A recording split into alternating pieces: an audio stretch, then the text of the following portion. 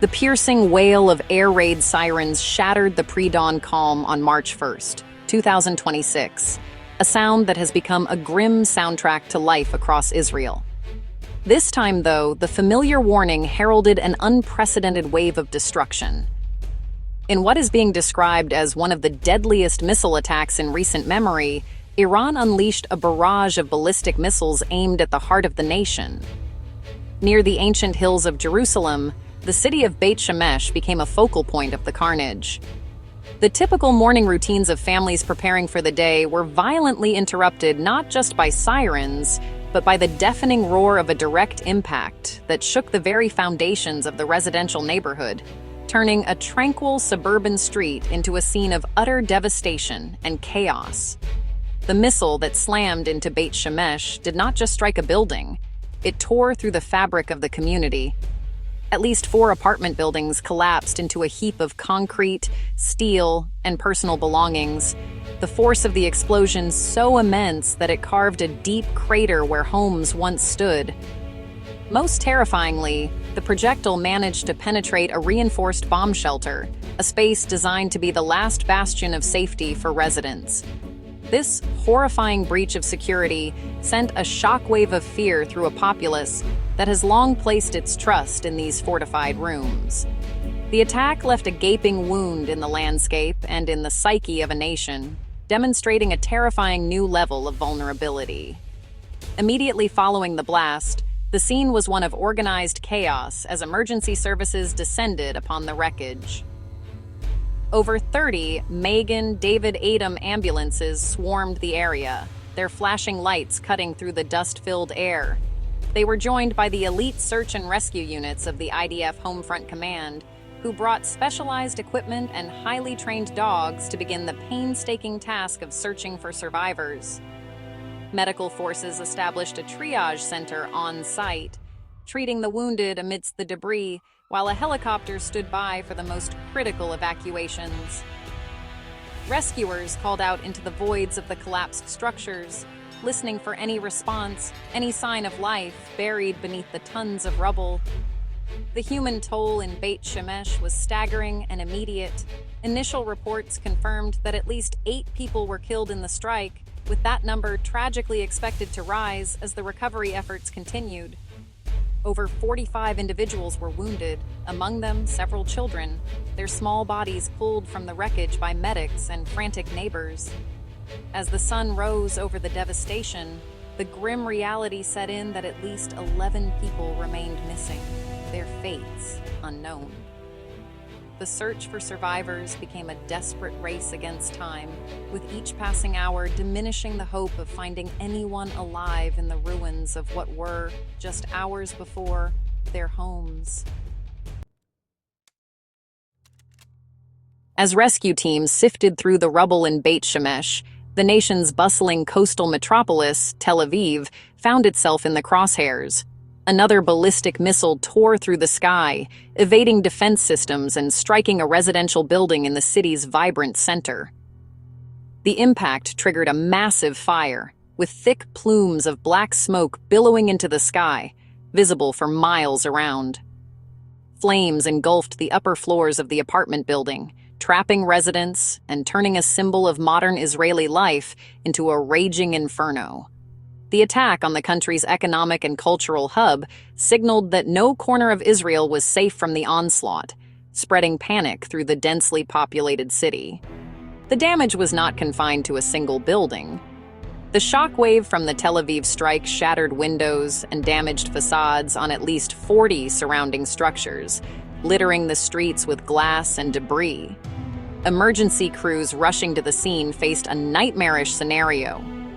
While firefighters battled the blaze and paramedics tended to the injured, the constant threat of further attacks loomed. Sirens blared intermittently, forcing rescue teams to repeatedly abandon their efforts and run for cover in nearby shelters. This stop-and-start nature of the response hampered their life-saving work, adding a layer of psychological torment to an already perilous mission. The casualty count in Tel Aviv added to the grim national tally. At least 1 person was confirmed killed in the fire caused by the missile strike, and another 20 were injured, suffering from burns, smoke inhalation, and wounds from flying debris. The city's hospitals, already on high alert, were inundated with casualties. Doctors and nurses worked tirelessly to treat the stream of patients, their emergency rooms becoming a microcosm of the nation's suffering. The attack served as a brutal reminder of the indiscriminate nature of missile warfare, where civilians in their own homes become the primary targets and victims of geopolitical conflict. The situation across the city remained tense and volatile. Even those not directly hit by the missile felt its impact. In a tragic side note to the chaos, a woman in her 60s died from shortness of breath while rushing to a safe room during the initial wave of sirens, a testament to the sheer terror that the alerts induce. The once lively streets of Tel Aviv grew quiet and empty, punctuated only by the scream of sirens and the distant rumble of emergency vehicles. The city, a beacon of nightlife and innovation, was holding its breath, bracing for what the next hour might bring and mourning the lives already lost. The attacks on Beit Shemesh and Tel Aviv were not random acts of violence, but a calculated and brutal response in a rapidly escalating conflict. Iran's Islamic Revolutionary Guard Corps, or IRGC, quickly claimed responsibility, framing the missile barrage as retaliation for a joint U.S.-Israeli strike that, just days earlier, had killed its supreme leader, Ayatollah Ali Khamenei. The death of such a pivotal figure sent shockwaves across the Middle East, and Iran's leadership vowed a severe reprisal. A spokesman for Iran's parliament declared, "You have crossed our red line and must pay the price," a promise that was tragically fulfilled in the shattered homes of Israeli civilians. As of Sunday, the total death toll within Israel from this wave of attacks had climbed to at least 9, with some sources reporting 10 fatalities.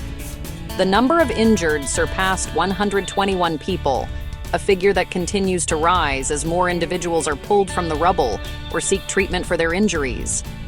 These numbers represent the devastating human cost of a conflict fought with long-range weapons, where the front line is not a distant battlefield but a residential street, a playground, or a living room.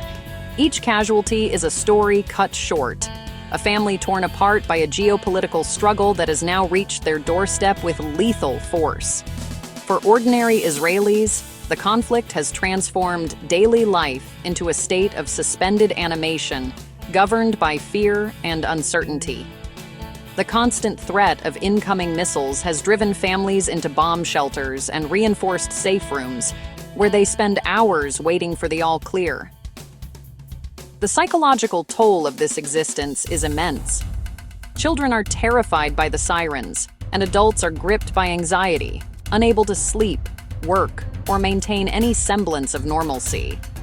The very air seems thick with tension as the nation collectively waits for the next alert. A nation under siege in its own homes, held hostage by a conflict spiraling out of control.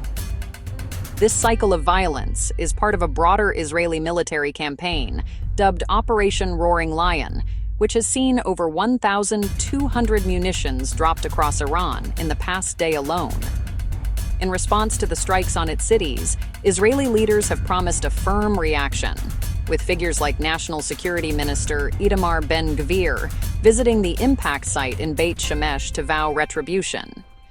This tit-for-tat escalation has created a perilous feedback loop, where each attack justifies a more forceful counterattack, pushing both nations and the wider region deeper into a devastating and unpredictable war with a rising civilian body count. The missile strikes on Israel are not an isolated event, but a dangerous new front in a conflict that is now spilling across the entire Middle East.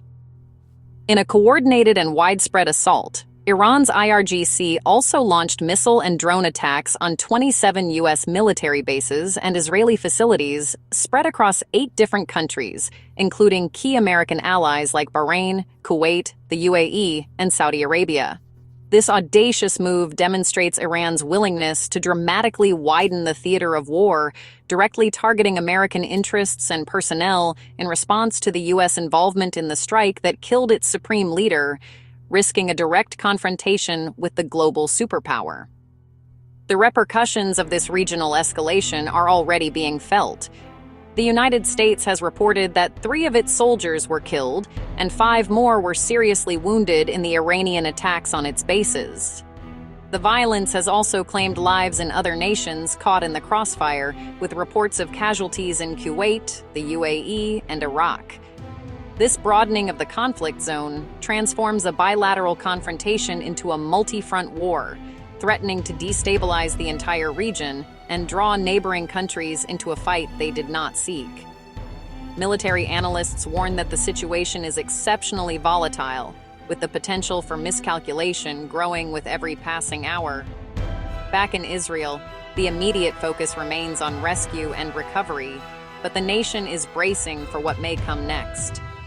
The IDF confirmed that its early warning systems functioned as intended, but the fact that several ballistic missiles penetrated Israel's sophisticated air defenses has left the public deeply unsettled. Emergency operations are still ongoing in both Beit Shemesh and Tel Aviv, with crews working tirelessly under the constant threat of renewed attacks. The government and military are now faced with the monumental task of protecting citizens while planning their next move in a high-stakes conflict that has already proven to be deadly on the home front. Ultimately, this wave of attacks represents a critical turning point. It has shattered any illusion of containment and brought the grim reality of full-scale war to Israel's major population centers.